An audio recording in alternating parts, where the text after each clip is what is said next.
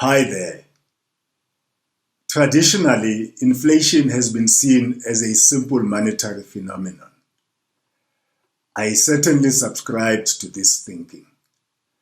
Increasingly, however, there has been a realization that inflation is indeed rocket science. It's a phenomenon that defies simple explanations and probably simple solutions. In the episode on central bank mandates, I touched on the issue of inflation, albeit from the perspective of it being a universal mandate of world central banks. Everywhere you look in the world, inflation is the discussion point, and central banks are grappling with it. Today is our turn to do so too.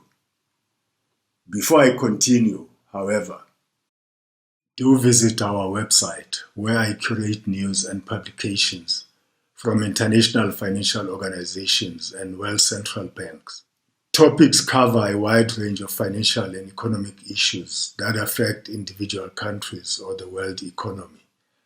For instance, COVID-19, inflation, or the war in Ukraine.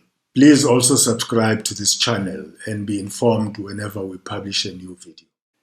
The major macroeconomic policy objectives of governments typically involve the attainment of full employment within an environment of a stable price level, high and sustained economic growth, and a healthy balance of payments. Though this might be the case, different governments do not put equal emphasis on the various policy objectives. One or more objectives might be given priority over others, and these priorities may be revised from time to time in response to economic and socio-political pressures. Frequently, the objectives conflict with one another, either in the short term or long term, and a government may have to abandon attainment of one in favor of another. This conflict is seen more dramatically in the conflict between full employment and a stable price level. Governments that try to secure full employment in the economy find themselves confronted by high and accelerating rates of inflation, and those who try to control inflation find themselves contending with high unemployment. That is, the two objectives seem to be mutually exclusive, at least in the short term. Thus, governments, for decidedly political ends, find themselves choosing either full employment or a stable price level, and generally leaving the other conflicting objective to find its own level. Of course, in long-run equilibrium, as inflation becomes low and stable, the economy tends towards full employment as well. Because governments cannot act directly to influence these ultimate macroeconomic objectives, they have instead indirect methods of influence open to them. These indirect methods are embodied in monetary or fiscal policy. Using tools from monetary or fiscal policy or a policy mix, governments can, at least in theory, steer the economy towards the attainment of their macroeconomic objectives. Even though in practice a monetary and fiscal policy mix is almost inevitable, particular governments typically favor one policy over the other. The choice of monetary or fiscal policy hegemony appears to be motivated more by political considerations than by economic ones. Thus, conservative governments tend to favor less fiscal intervention, while liberal governments would be more interventionist. Central banks, on the other hand, are not constrained by politics to act as necessary to curb inflation. As I indicated in the episode on central bank mandates, central bank independence ensures that governors are not afraid to raise interest rates if they see inflation rising. This was no more apparent than in a recent spat between Fed Chair Powell and US Senator Elizabeth Warren. This was occasioned by a statement that Mr. Powell had made regarding the inflation outlook and the US economy. Mr. Powell was quoted as saying essentially, the Fed's focus on inflation will be unwavering, even if it brings about an economic downturn. Senator Warren was, for obvious reasons, none too pleased with this statement, and she shot back her own statement. Of course, this position from Chair Powell appears to be a contradiction of the Fed's mandate and its oft-repeated assurance that given its dual mandate of full employment and price stability, if a conflict were to arise between these two, the Fed would not choose one over the other.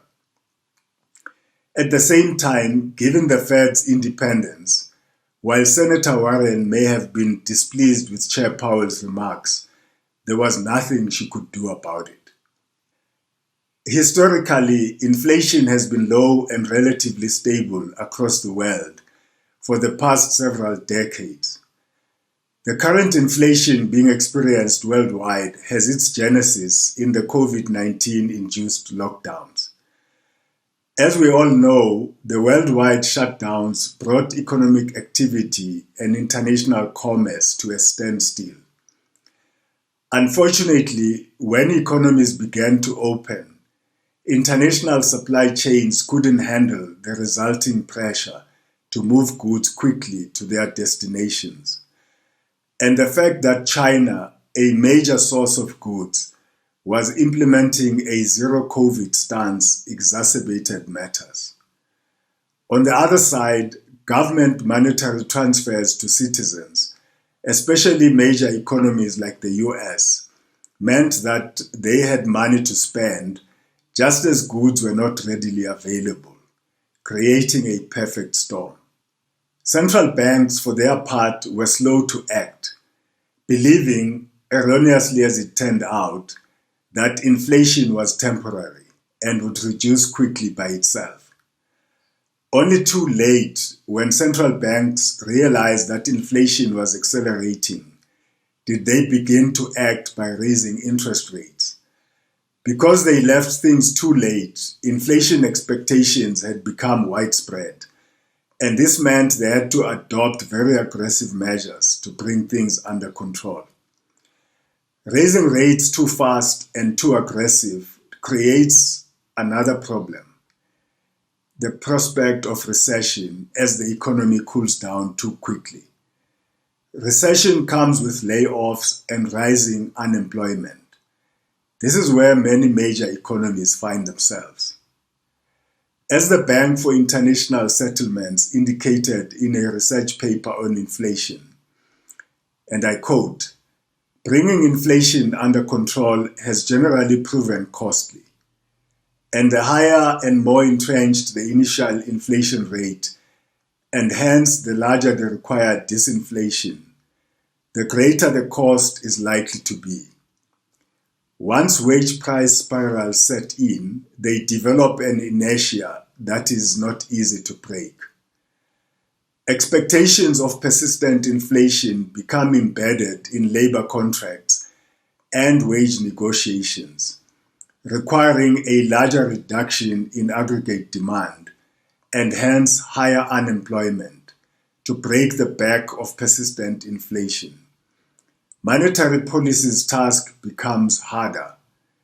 This is true not only from a technical standpoint, but also from a political one. A broad political consensus that inflation must be brought back under control would greatly help the central bank's task." End quote. The key takeaways here are: 1. Inflation is a complex phenomenon, and trying to understand it requires a broader look at factors that may be at play in the economy. And 2, although central banks are chiefly mandated to deal with inflation, fighting it requires a broader consensus within society, because the remedy comes with painful side effects.